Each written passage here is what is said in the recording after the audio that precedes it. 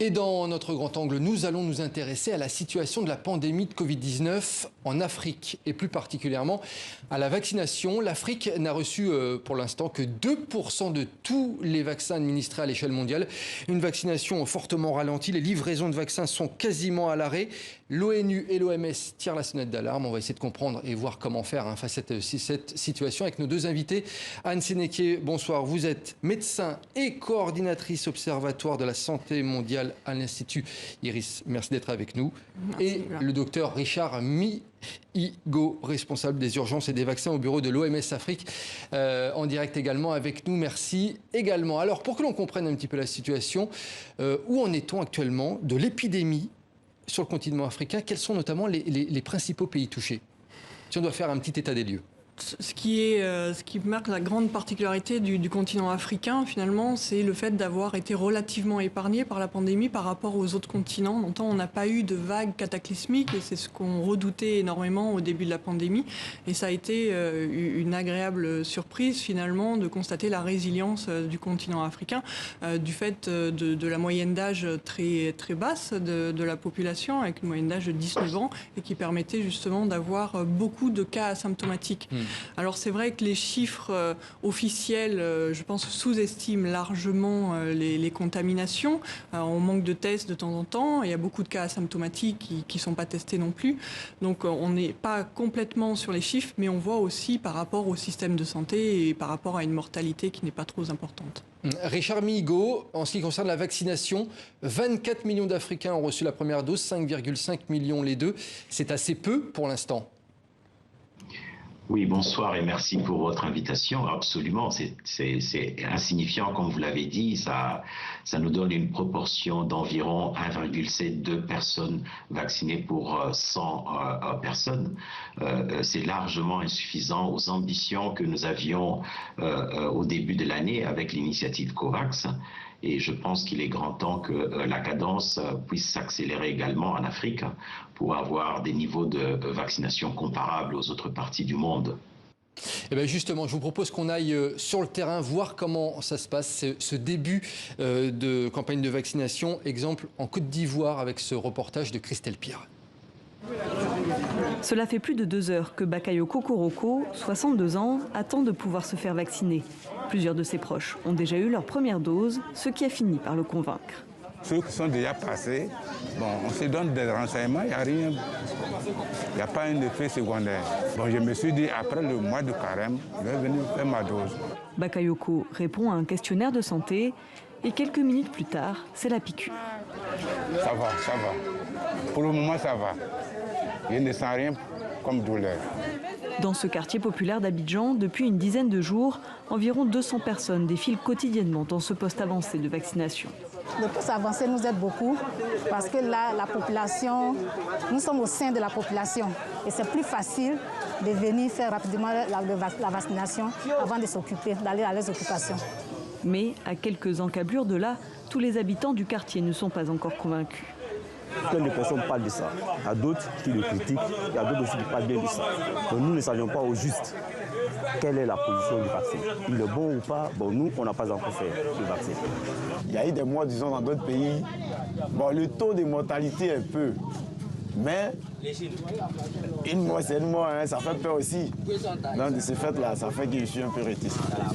La raison, des rumeurs sur les réseaux sociaux et des controverses sur la dangerosité de l'AstraZeneca, le seul vaccin aujourd'hui disponible dans le pays.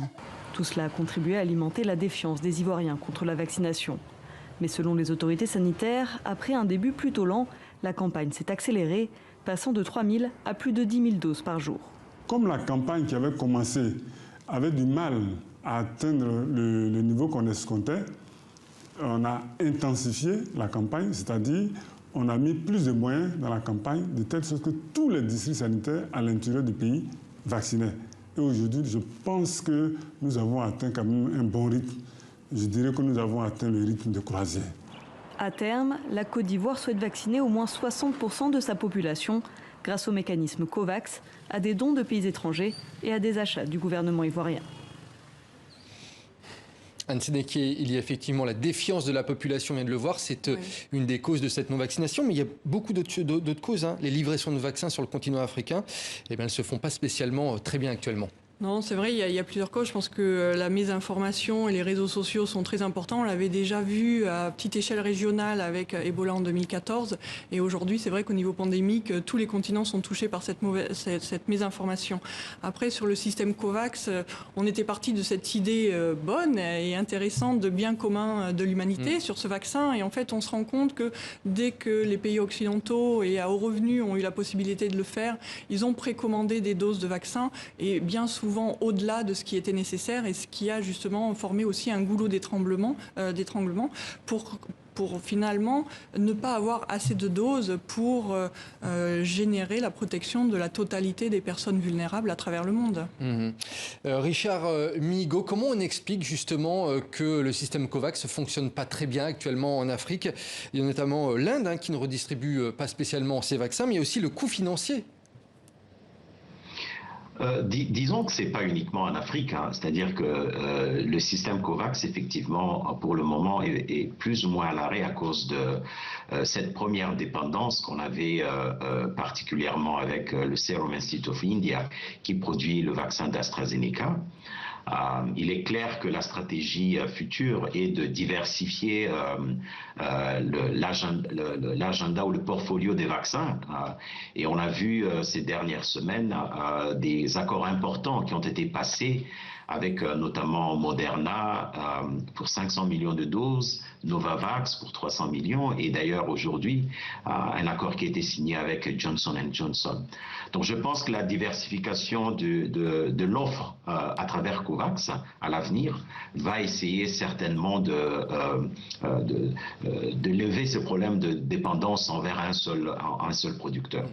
Mais Richard Mihigo, une des solutions, ça serait aussi que certains pays africains puissent produire le vaccin également. Bon, certainement, ça serait un souhait important.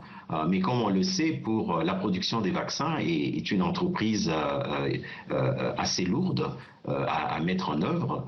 Et pour répondre à cette urgence actuelle, bien entendu, il y a des actions à court terme, à moyen, à long terme. Nous avons l'annonce qui a été faite par les États-Unis, d'ailleurs suivie par beaucoup d'autres pays, de lever les droits sur la propriété intellectuelle, est un bon début. Mais c'est quelque chose qui prendra certainement du temps.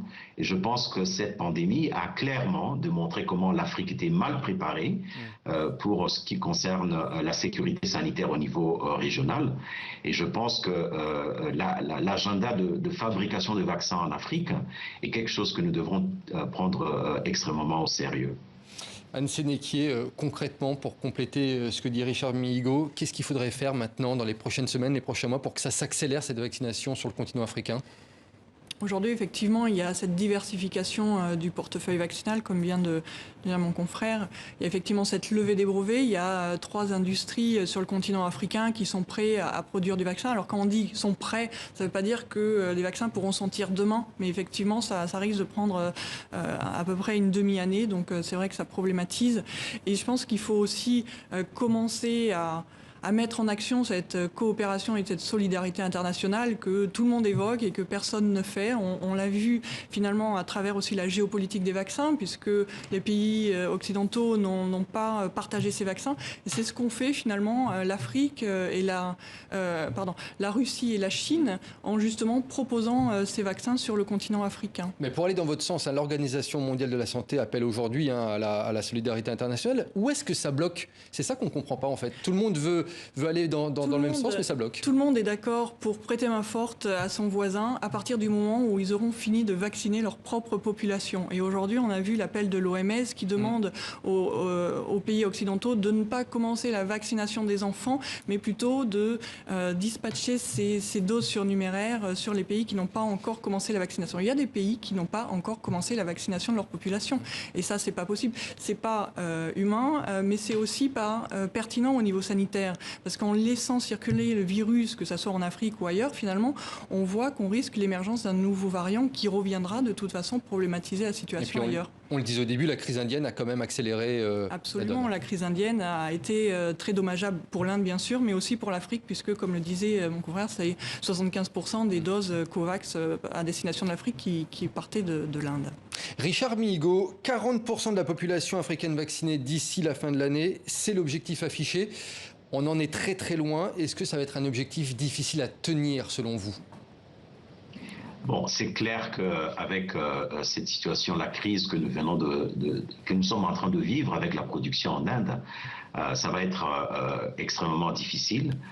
Mais comme je l'ai annoncé tout à l'heure, et on l'a vu d'ailleurs dans votre reportage, en Côte d'Ivoire, où nous avions démarré très très timidement, et cette situation est réellement le reflet dans beaucoup de pays où, après un lent démarrage, on voit que beaucoup de pays maintenant essaient de mettre la main vraiment à la pâte et l'accélération des vaccinations continue.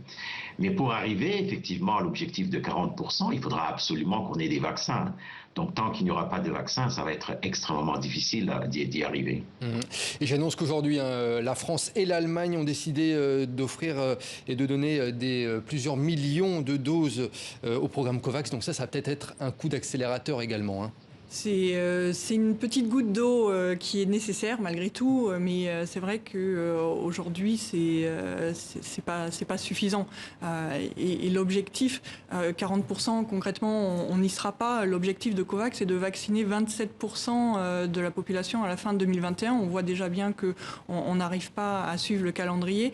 Et j'ai envie de dire 40%, ça ne suffit pas pour espérer une quelconque immunité collective ou ralentir les chaînes de transmission. Et là, on a vraiment besoin de comprendre cette nécessité de travailler ensemble. Et ça, c'est difficile. De faire plus 30 millions de doses proposées par la France et par l'Allemagne. Une dernière réponse très rapide. L'une des autres menaces, ce sont les faux vaccins sur le continent africain. C'est vrai qu'avec la manne financière derrière, il y a les criminels en blouse blanche qui vont être là. Très rapidement. Oui, c'est vrai, ça a le double problème sanitaire parce que ça ne va pas marcher, ça va induire des effets secondaires qui vont influencer sur les réseaux sociaux en disant que ça ne marche pas alors que c'est un faux vaccin et ça va se répercuter sur les vraies campagnes de vaccination. Donc c'est vrai que c'est très problématique. Merci beaucoup Anne Sénéquier et également Richard Mihigo. Merci à tous les deux pour toutes ces explications sur cette vaccination qui donc met du temps en Afrique.